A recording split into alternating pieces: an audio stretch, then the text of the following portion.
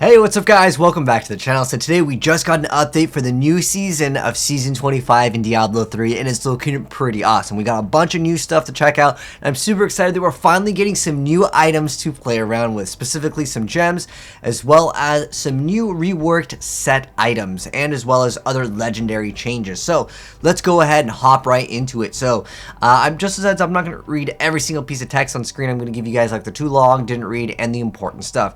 And also, the gameplay that you guys are seeing in the background is the pre-nerfed Army of the Dead. So this is going to be more in line with what it will be looking like with this latest patch in Season 25. Obviously, it's not out yet, but the most important thing that I think a lot of people want to know is when the heck is this new season starting? Well, we don't have the season start date. However, we do know that the start of the PTR, like the test realm, is going to be happening on the 4th of November. So that's when it's going to be taking place. That's also the same day as the Lost Ark beta, so we'll be covering both of those here on the channel. It's another action RPG coming out, but nonetheless, first off, that's the PTR start date for anyone interested in that, which we will also be participating in. So with Season 25, what's the seasonal theme, right? So with the new seasonal update, there's going to be a new socketable item called Soul Shards. So Nephilim can find 7 unique soul shards. So there's 7 new legendary gems. Well, they're soul shards. We do technically already have a legendary shard that we can put in our helmet. If any of you guys remember, it's for that anniversary event. It's like the one that you put into the helmet. It doesn't really see any play in competitive. It's just more of a fun item. However, there was one instance where people were using it to basically have like insane CDR, but that has been patched out.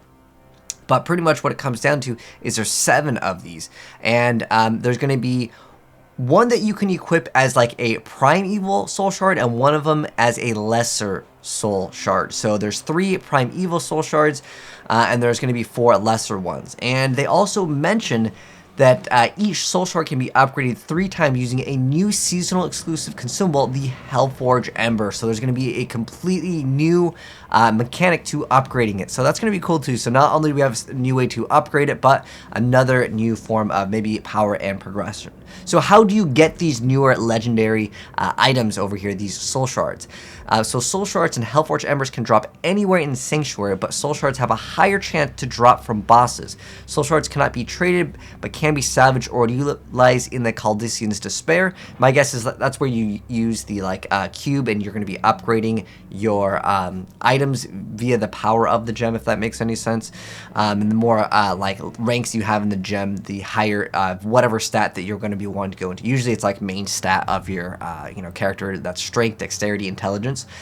So maybe we're going to be able to do something with that and just get like a very high level once it's maxed out. But it might be really difficult depending on the rarity of these new Hellforge Embers. But here's also another note over here.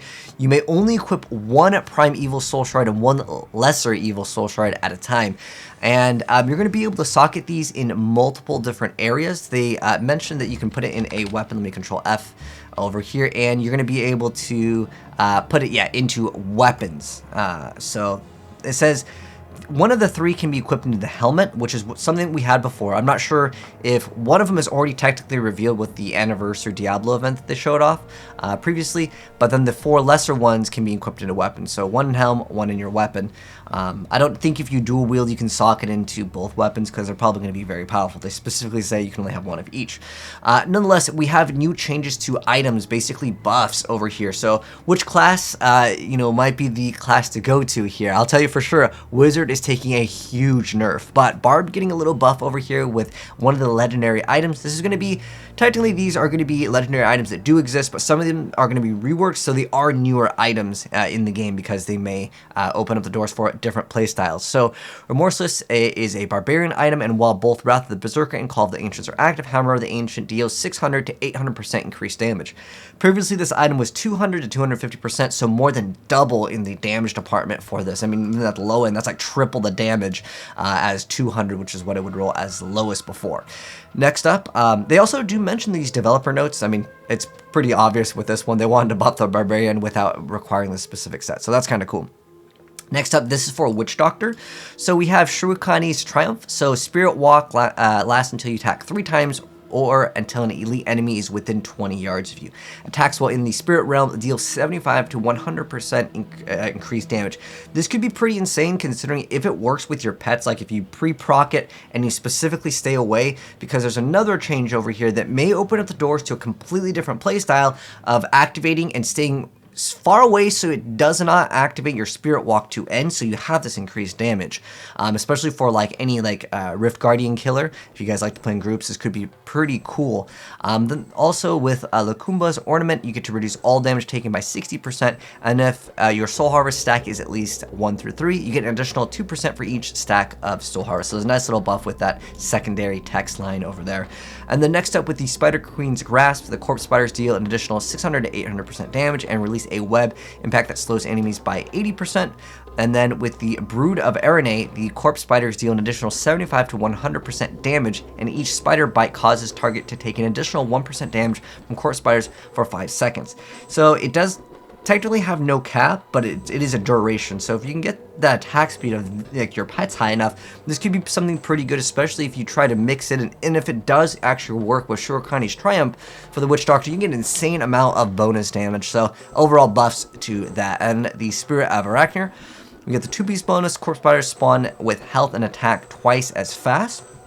Then the Spirit of Arachner with the 4-piece, you get to summon a permanent Spider Queen who leaves behind webs that last for 15 seconds and slows enemies, and you take 75% reduced damage while in the web. The Spider Queen is commanded to move where you cast your corpse spider. So this is a nice little buff for this. I believe it was 50% before, so a nice little amount of damage reduction that you're going to be getting with that.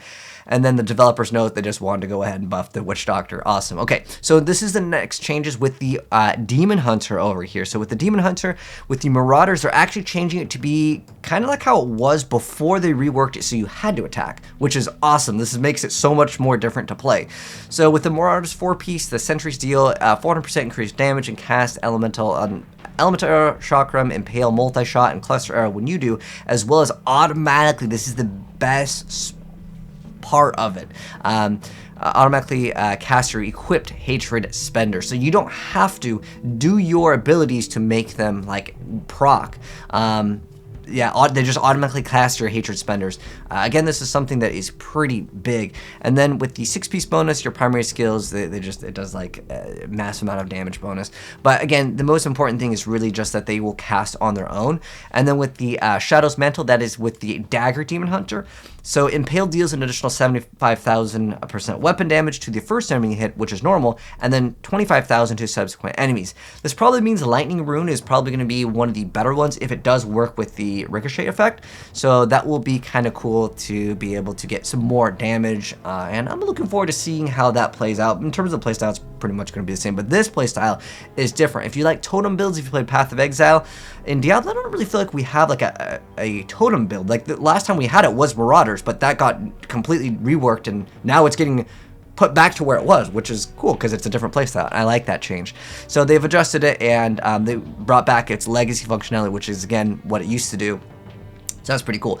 And then Necromancer getting a massive buff. This is why I decided to I had to find this on an old hard drive to get you guys the gameplay of the pre-nerfed one that was only available on PTR, and it was insane. So each permanent minion increases the damage of Army of the Dead by 1750. It used to be 500%. So we've more than tripled it, and it goes up to 31,000, and it used to be 9,000. So this is a massive, over triple times the buff. And on top of that, they did nerf the cooldown on it, and that hasn't been readdressed. So hopefully they'll also buff that up because it's so much fun to play. I mean, like I said, you guys are seeing it in the background here of the old one when it did insane amounts of damage. But it will be really fun. It's one of the most fun builds I think I've ever played in Diablo on the PTR. Like I said, I got nerfed before it actually came out to the public. But now you guys will have kind of some degree of like playstyle that's similar. But anyways, they decided to buff it because it came out, they buffed it, but then they nerfed it, and then now they're rebuffing it. So that's awesome. Now here's where we take a huge nerf to the Wizard. So sadly, the Wizard is getting absolutely destroyed with a Firebird set. So the Firebird set is now the bonus of the 2-piece bonus would make them take what is it? 1,500%. This is cut in half weapon damage until they die, and then when you die, the meteor still revives you. But the next second line over here on the piece of text. It says, with a 6 peeps bonus, you gain 2,500, and this is also, and the number has been cut in half by its original number. So they like destroyed this build for the most part.